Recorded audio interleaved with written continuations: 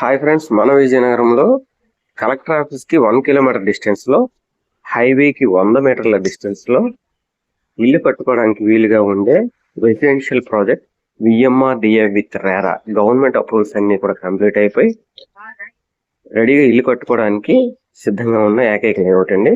City మధ్యలో ఉన్న ఏకైక లేఅవుట్ అండి.